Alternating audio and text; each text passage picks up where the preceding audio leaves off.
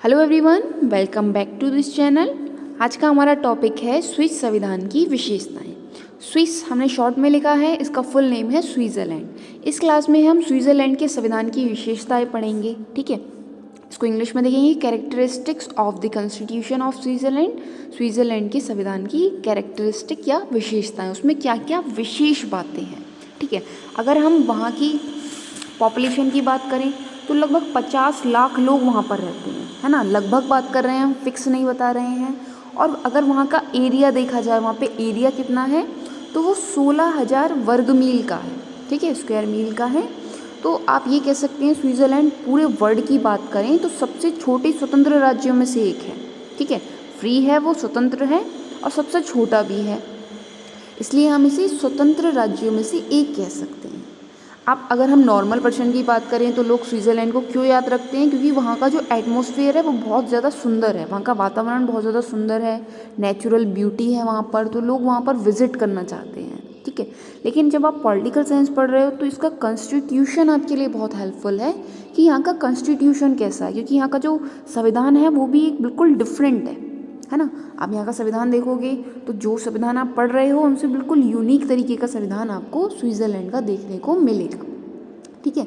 इसे प्रजातंत्र का घर, हाउस ऑफ डेमोक्रेसी और विश्व की सबसे प्रमुख राजनीतिक प्रयोगशाला कहते हैं, ठीक है, पॉलिटिकल लेबोरेटरी। अब प्रजातंत्र का घर क्यों कहा जाता है इसको? प्रजातंत्र जैसा कि आपको पता है जहाँ पे लोगों का शासन होता है ना, लोग पॉलिटिक्स में खुद पार्टिसिपेट करते हैं।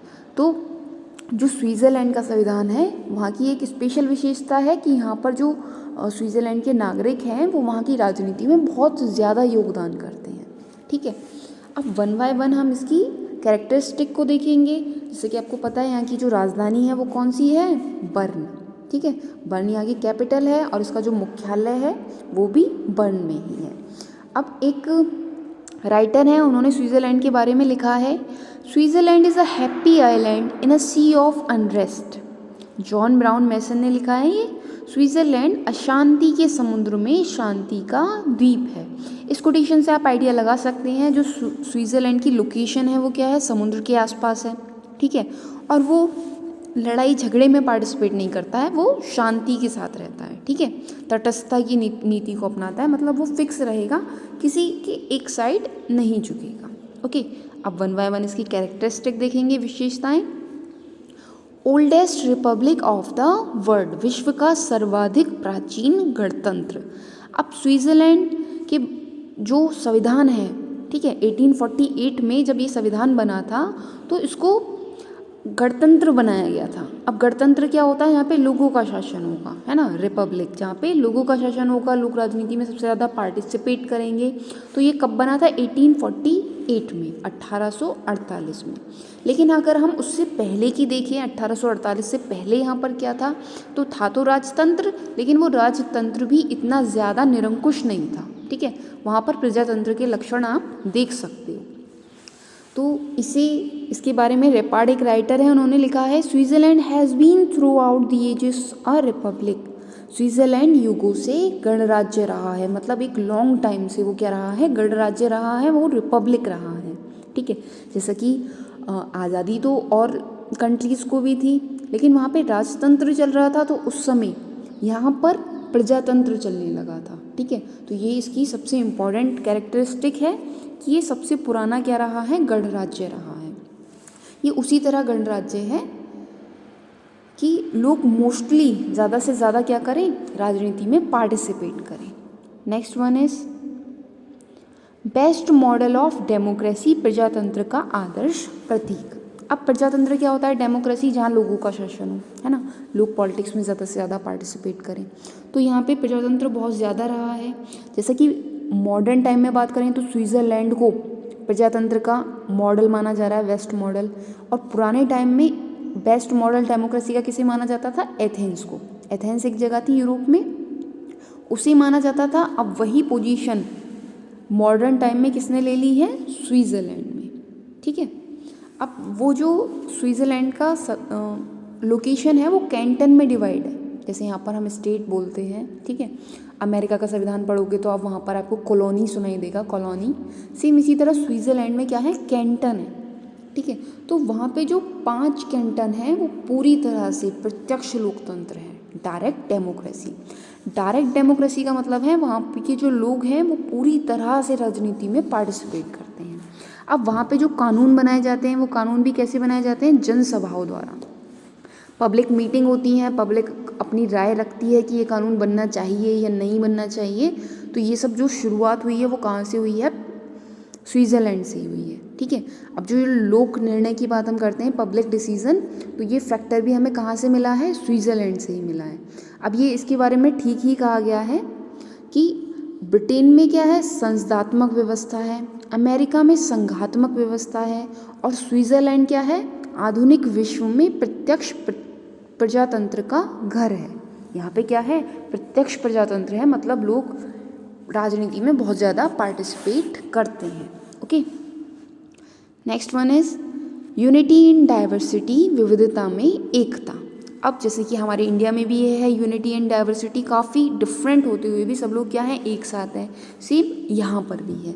जैसे आपने देखा स्विट्ज़रलैंड में बहुत सारे भाषा हैं, धर्म हैं, उनके अलग अलग कल्चर हैं, लेकिन उसके बाद भी सब लोग क्या हैं, राष्ट्रीय एकता के साथ बंधे रहते हैं। अगर हम बात करें तो वहाँ पर स्विट्ज़रलैंड में 74% लोग जर्मन हैं, 20% फ्रेंच बोलते हैं, 5% इटालियन और 1% रोमन बोलते हैं। लेकिन इतने डिफरेंस के बाद भी सब लोग क्या हैं, इक्वल हैं, ठीक है। अब वहाँ पे ये नहीं है कि जो धर्म है उनके आधार पर लोगों को बांट दिया गया है, तो ऐसा कुछ नहीं है। वहाँ पे जो लैंग्वेज है उनके आधार पर भी लोगों को डिवाइड नहीं किया गया है। सब लोग क्या हैं, एकजुट हैं, एक साथ रहते हैं, ठीक है। नेक्स्ट, परमानेंट न्यूट्रलिटी, स्थायी तटस्थता। जैसे कि मैंने अभी आपको बताया था, जो स्विट्ज़रलैंड है वो तटस्थ रहता है। स्थायी तटस्थ का मीन्स है वो किसी की साइड में नहीं जाता। अब जैसे आपको पता है कि 2 वर्ल्ड वॉर हो चुके हैं। फर्स्ट वर्ल्ड वॉर हुआ था विश्व युद्ध 1914 से 1918, है ना। सेकेंड वर्ल्ड वॉर हुआ था 1939 से 1945, 1939 से 1945 तक। तो दोनों ही वर्ल्ड वॉर में, विश्व युद्ध में, जो स्विट्ज़रलैंड है उसने किसी में भी पार्टिसिपेट नहीं करा था, बल्कि वो दोनों का सपोर्ट रहा था, किसी के एक साइड नहीं झुका था, ठीक है।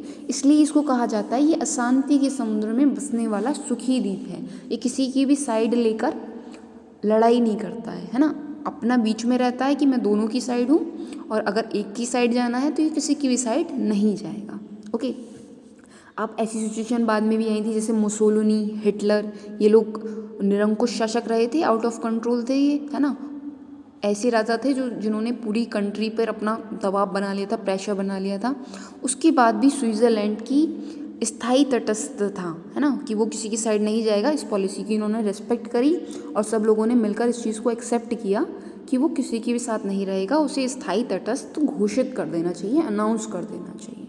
ओके, अब जैसे भारत में जो तटस्थता है वो क्या है, जो भी शीत युद्ध हो रहे हैं, कोल्ड वार, उसमें भारत किसी की भी साइड नहीं जाएगा, ठीक है। इसे ही हम पॉलिसी ऑफ नॉन अलाइनमेंट कहते हैं, असंलग्नता की नीति, मतलब किसी की साइड ना जाना। इसे आप और अच्छे से ऐसे समझ सकते हो, जैसे 2 पक्षों में लड़ाई है ना, तो आप किसी की भी साइड नहीं झुकोगे, चाहे दोनों ही आपके फ्रेंड हो या दोनों ही आपके दुश्मन हो, आप किसी की भी साइड नहीं जाओगे, बिल्कुल बीच में रहोगे कि हेल्प चाहिए तो मैं दोनों की करूँगा, वरना किसी की भी नहीं करेंगे, ठीक है। तो यही पॉलिसी अपनाई जाती है, इसे ही परमानेंट न्यूट्रलिटी कहा जाता है, और इसी का अदर नेम है पॉलिसी ऑफ नॉन अलाइनमेंट, असंलग्नता की नीति, मतलब किसी की भी तरफ ना जाना। अगर सहयोग करना है तो दोनों का साथ में करना है, ठीक है। अगर दूर रहना है तो दोनों से ही दूर रहना है। और ये कॉन्सेप्ट बहुत अच्छा है, इंडिया भी इसी चीज़ को अपनाता है और स्विट्ज़रलैंड भी। ओके, नेक्स्ट वन इज, ये आपकी लास्ट है, प्लूरल एग्जीक्यूटिव, बहुल कार्यपालिका। अब इसको समझना बहुत ज़रूरी है क्योंकि ये इंपॉर्टेंट है। अब प्लूरल एग्जीक्यूटिव का मतलब क्या होता है। अब जैसे कि बहुत सारे देशों में कहा जाता है कि कार्यपालिका कैसी होनी चाहिए, एकल होनी चाहिए, सिंगल, है ना। जिससे पूरा कंट्रोल एक इंसान के हाथों में रहेगा तो शासन बहुत अच्छे से चलेगा। वो जो डिसीजन लेगा, है ना, तुरंत उस पर एक्शन होगा कि एक जने के हाथ में पावर है।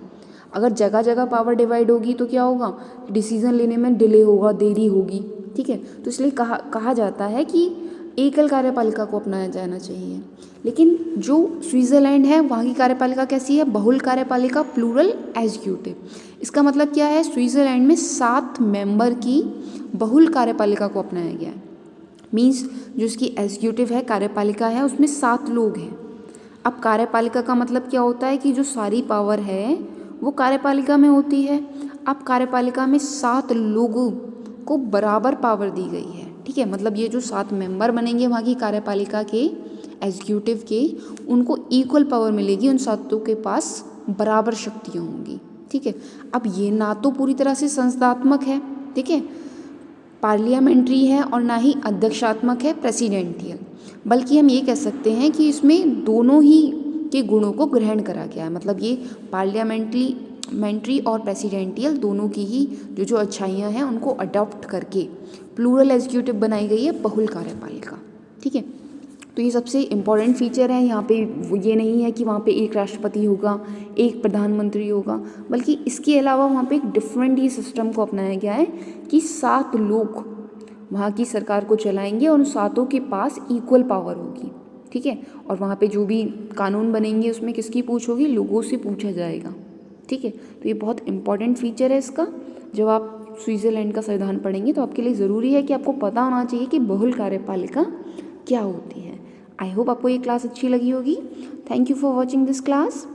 और आपको अगर ये वीडियो अच्छा लग रहा है तो इसको सब्सक्राइब करना ना भूलें और अपने फ्रेंड्स के पास भी शेयर करें। Okay, thank you for watching this class.